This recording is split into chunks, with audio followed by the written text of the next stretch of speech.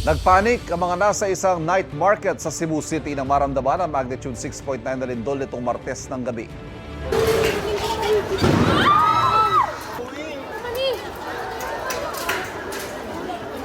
Nagulantang sila nang may biglang pumutok at mawala ng kuryente sa lugar. Sa takot, napayakap na lang sa isa't isa ang mga nasa night market. Kita rin ang paggalaw ng mga gamit sa paligid.